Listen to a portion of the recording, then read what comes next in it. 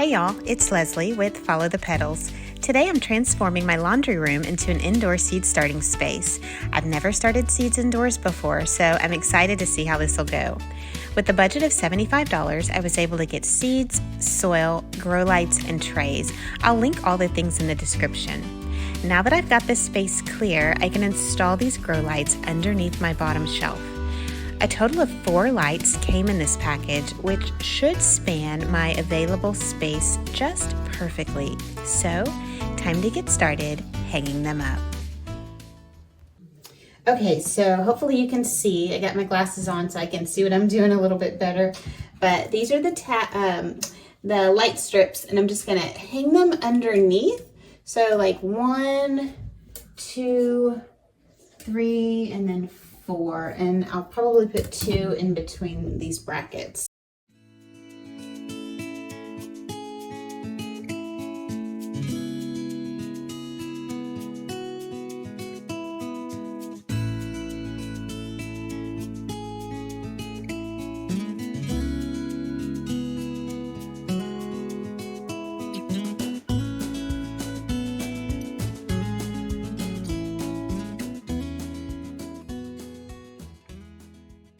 So I'm going to go ahead and plug in the main adapter, and let's see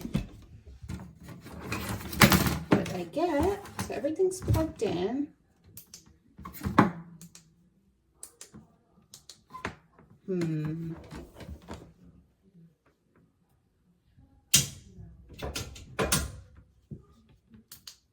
Yay!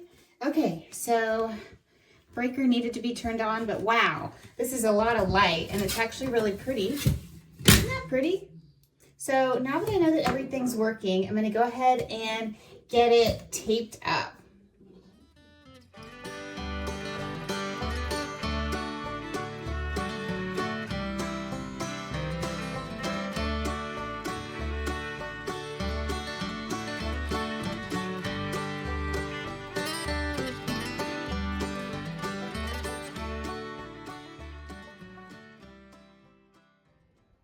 Okay, I have laid out here the seeds that I'm planning on starting. I'll start with the first one here on the top. It's Lupine. Isn't that really, really pretty? It's a perennial. It wants full sun, blooms late spring through the summer, and it gets 3 to 4 feet tall, which is nice. I like some height for sure.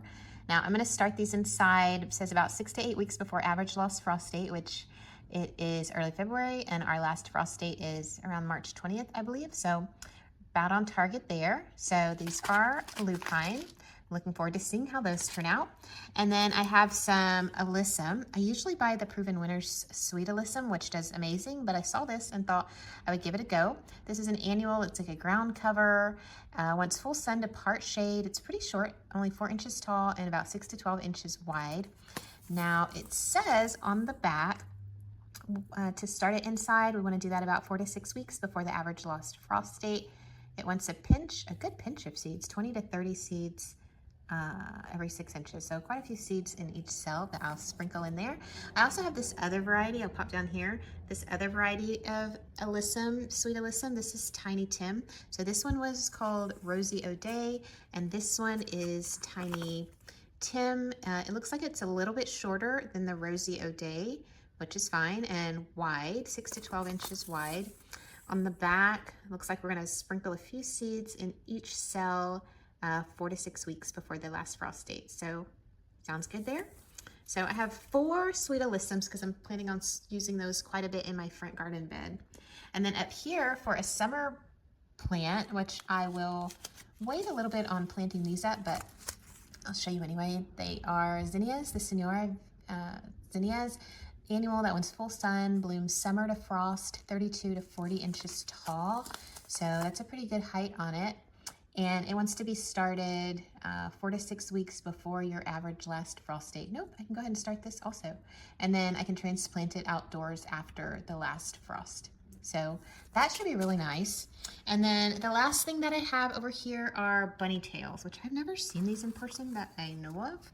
So it's a grass, it's an annual, wants full sun to part shade, 10 inches to 20 inches tall. I think those are so sweet, the little bunny tails. And on the back, it says we're going to start it 6 to 8 weeks before the average lost frost date. So this one wanted a little bit more time. 3 seeds in a cell, so a few seeds in each cell. All right, and it says there's more information inside, so we'll see what that looks like when we get in there. But I have some that are blooming in the spring, spring, throughout the summer, and summer to frost. So a good mix of plants to go throughout this season. Okay, this is the setup. It's a bit of a mess, got construction and things going on, but put a tarp down on my table and we are ready to go. So that's Lucy, she decided to hang out today. I have these trays that I got. These are from Amazon, they're 15 cells each. I have 5 of them, so there's 75 cells altogether. And here are the hoods that go over them, the humidity domes that I'm going to be using. The soil that I'm going to be using, I have the Espoma seed starter. This little bag was $17, I want to say. I'm probably going to need more than what's in there is what I'm thinking. And I don't want to buy another one of those right now. So I also have potting mix, and what I'm planning to do is put potting mix at the base of each cell, and then the seed starting mix more toward this top. So potting soil, maybe like that much of it, and then seed starting mix the upper part of it, just to make it go longer and keep me having to go back to the store. And so for labels, I'm just using painter's tape that will go on the humidity dome of each tray. It's an inexpensive labeling system that I think will work out well since I'm only planting one type of seed per tray. Time to get started planting. I cut off the top of the potting soil bag so it's easier and neater to work with. Then I add a little water to the soil and I'll mix it up until it feels like a damp mop. When I squeeze it, a few drops of water sprinkle out, which is my cue that it's ready to be used. I then take that moistened potting soil and press it into each cell. Now I'm only filling the bottom 1/3 of each cell, removing any sticks or hard chunky bits as I go along my way. I'm making sure to compress it well, almost as if it were fluffy brown sugar being pressed into a measuring cup. All right, onto the seed starting mix. I pour the soil onto a disposable painter tray that I had lying around and add the water to the soil. I didn't add the water directly to the bag this time because I really wasn't sure how much of this soil I would actually wind up using. Again, I make sure to compress it into the cell of each tray. This process is actually really relaxing and I highly recommend it. I continue doing this until I have all 5 trays done, and I'll show you in just a moment what that looks like.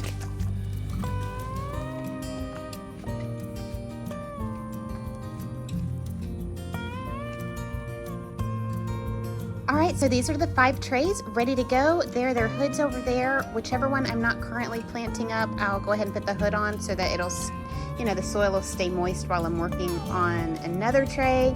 But really happy with how it's going so far. So let's get started on planting. So I'm gonna do the lupine, and they wanna be seated at about 1/8 of an inch, the very tip of this, to go into the center of each well.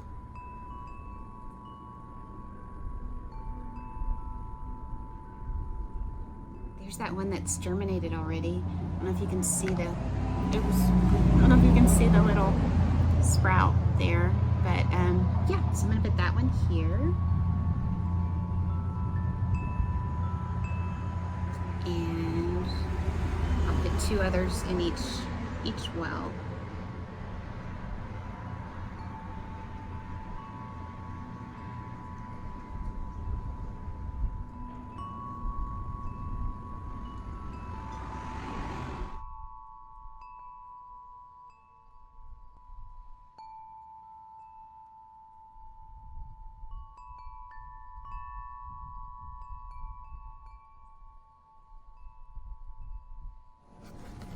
It's incredible. These are the bunny tails. It's so neat how each seed, they look so unique. I can't even, they want 3 seeds at a spot, but these don't even seem like seeds.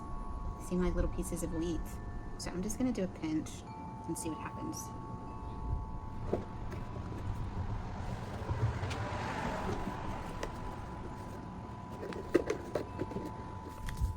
The last thing I'm going to do are the Alyssum, and on my tray I have the red Alyssum and the white Alyssum. So I'm going to devote these 2 to red and these three to white. And then whatever doesn't fit in here will go directly into the garden. Okay, once everything is planted up, it's time to bring it all inside and take it to the laundry room / new seed starting space that's ready for it.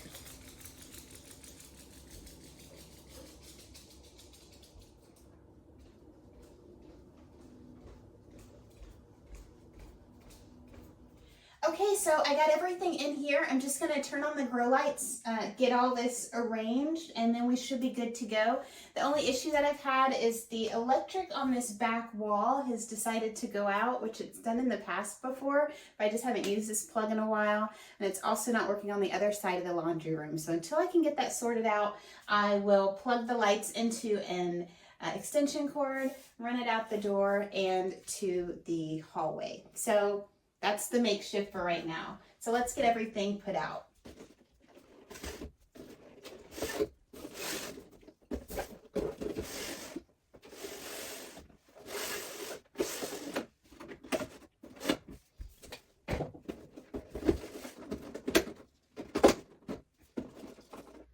So this is the final result. I'm really happy with how everything turned out. I did have to make a couple of changes. The first being I had some of these airflow wheelies that were turned upside down. And so I got them all turned to make sure they were in the right direction. And I also moved my tags to the front of the trays so I would be sure not to block any light. So I did want to get that done. I've got my extension cord all out of the way and everything is really good to go. So thank you so much for joining me in this video. I hope you liked it and I hope you'll check back so we can see how everything is germinating in the time ahead. See you next time. Bye.